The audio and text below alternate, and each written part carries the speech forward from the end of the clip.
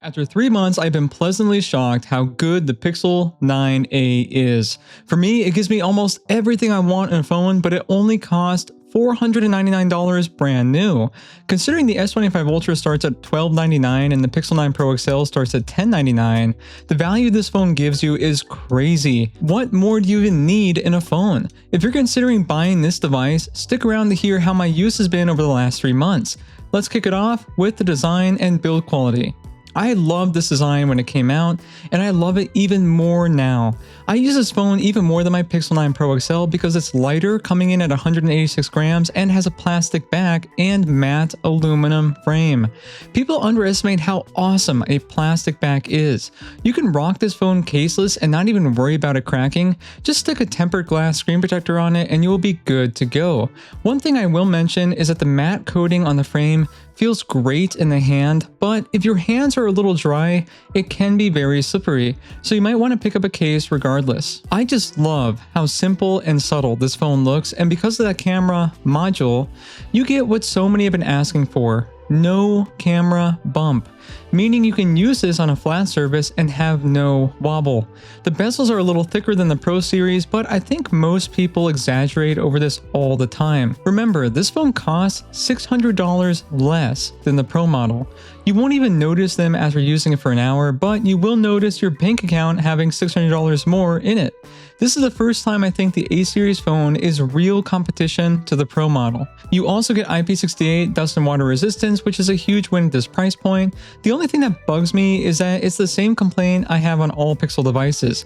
I cannot stand how Google still places the volume rocker above the power button. And something I've noticed that's very important to my viewers is the haptic feedback. Here's a quick comparison between the Pixel 9a and the 9 Pro XL.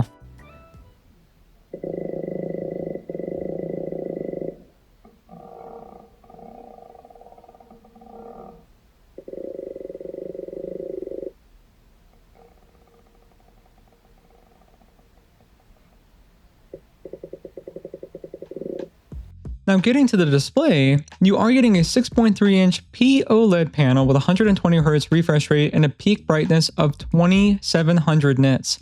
That's 100 nits brighter than the Samsung Galaxy S25 Ultra, which costs you $800 more than this phone. This device is not an LTPO display with dynamic refresh rate, so it can only choose between 60Hz and 120Hz, depending on what you're doing on your phone. This is supposed to help with battery life, but honestly, it doesn't even matter on this phone. You won't ever notice it, and like we are going to talk about in just a couple of seconds, the battery life is not affected. Also, the colors are very accurate and just a great look overall. I enjoy watching content on this phone for long periods of time, which I can happily do because the battery life on this phone to me is the selling point of this device. It is absolutely crazy how good it is. For the average person who's not using this to play video games for 11 hours, you can easily get 2 days of use. I use this phone heavily, making phone calls, sending messages, watching YouTube, using the camera to take photos and video, listening to audiobooks, playing mobile games, emulating games, and cloud gaming like through Xbox Game Pass. With all of that, I am regularly getting more than 11 hours of screen on time. Ladies and gentlemen, this is a 2-day battery life phone for the average user. Easy. With this said, this terrific battery life comes with one downside, and that's the charging speed. You only get 23 watts wired and 7.5 watts wireless charging. That's slow, even for a budget device like this. Expect a little bit under 2 hours to go from 0 to 100%, and if you're wireless charging, it's going to be even longer. I'm tired of people making excuses for Google and Samsung, saying in the comments down below, but if you charge it too quickly, you will degrade the battery. It's like some people that are watching my videos are against innovation and new tech. Charging any battery is going to degrade it. You don't need fast charging for daily charging, but it's good to have when you need a quick charge. Let's say you're at 15% and you just got a call from your friends to go hang out in about 30 minutes. Fast charging, like how OnePlus supports 100 watts, would get you from 0 to 100% in 35 minutes. I love Google products, I love Samsung products, but please, guys, stop making excuses for them. We need better and better battery tech in general. I hope it happens with the upcoming Pixel 10 series and the S26 Ultra, but that's my rant and I'll get over it. Now getting over to the camera, it's a Pixel, It loses some things in this almost $500 package, but it gives you so much for the price. You're getting a 48 megapixel main sensor, a 13 megapixel ultra wide, and a 13 megapixel selfie camera.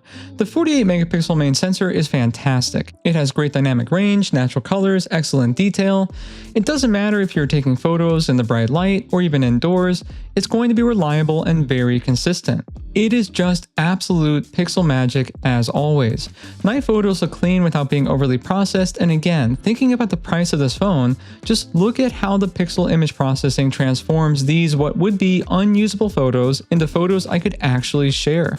The 13 megapixel ultra wide does a pretty good job as well, preserving detail and providing decent dynamic range. The 13 megapixel front camera isn't as nice as the 42 megapixel camera on the Pro models, but I think it does a fair job in all lighting scenarios. Bottom line, this phone provides way more value than the $500 that you pay for it.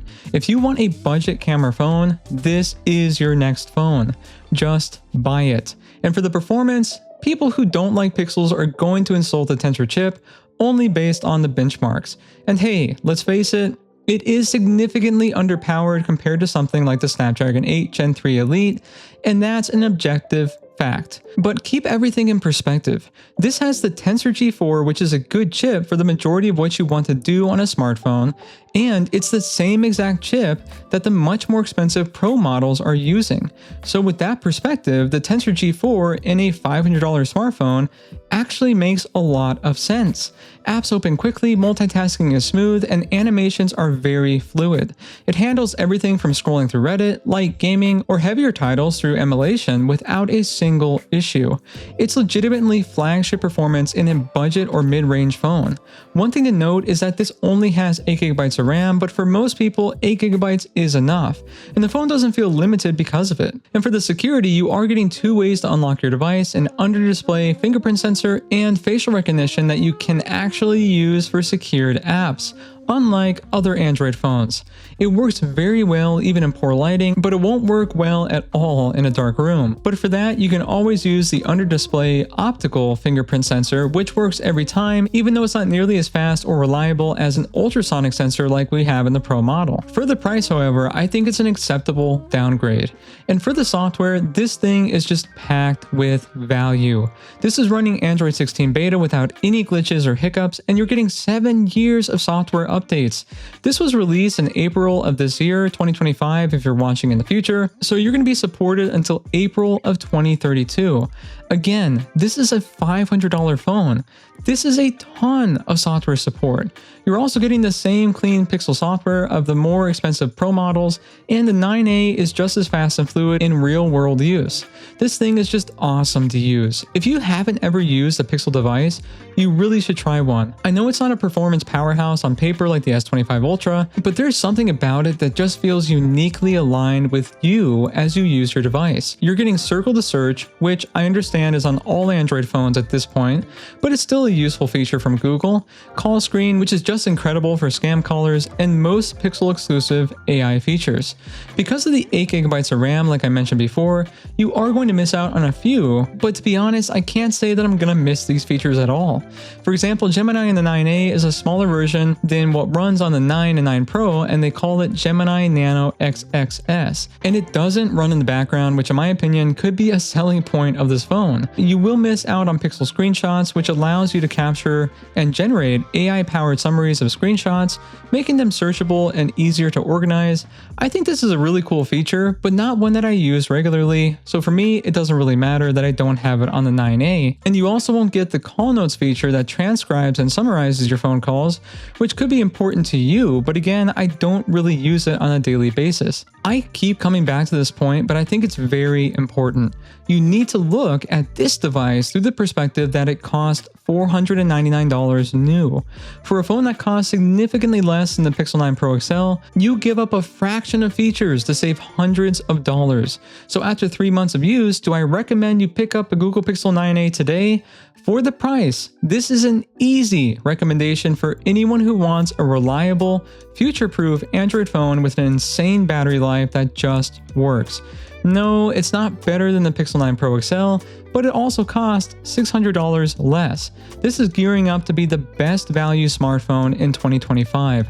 I'm genuinely shocked at how good it is for the price. So what do you think? Is the Pixel 9a your next phone? Is there a better phone out there for the price? Let me know down below and I will buy it and I will review it. Hit that like button and subscribe for more if you like what I do, and I will see all of you next time.